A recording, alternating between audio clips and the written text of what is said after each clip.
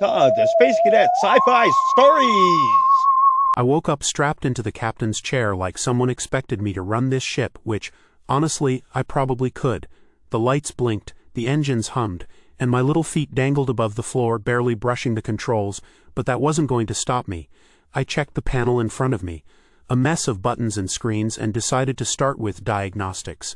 Everything was mostly fine, which was a relief, because if it weren't, I'd be screaming right now, and no one needed that. A crate floated past, drifting lazily across the cabin. I reached out, fingers barely closing around it, and discovered it was filled with packets of something that looked suspiciously like food.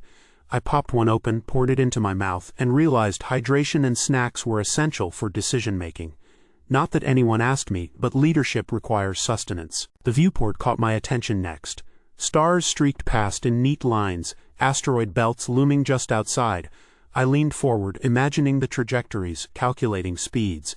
Tiny hands gripped the console, but my mind was entirely in control. I considered a few maneuvers, subtle enough to avoid collision, but dramatic enough to impress any onlookers, particularly the alien observing me from behind a bulkhead. Yes, the alien. 3 eyes, green skin, and an expression that clearly said, "Why is a toddler piloting this ship?" I gave it a nod. Professional acknowledgement.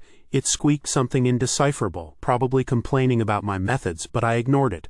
Competence is magnetic. Eventually, it would come around. I pressed another button. Alarms blared. Red lights flashed. A minor panic would be expected from someone my size, but I remained composed, adjusting controls with a precise combination of curiosity and authority.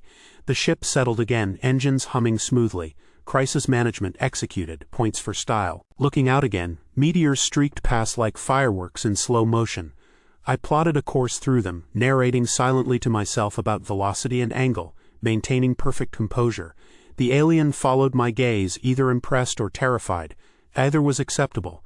Calculations confirmed no collisions. Skillful navigation was mandatory, and I delivered. By now my curls were slightly rumpled, and my t-shirt barely stayed tucked in.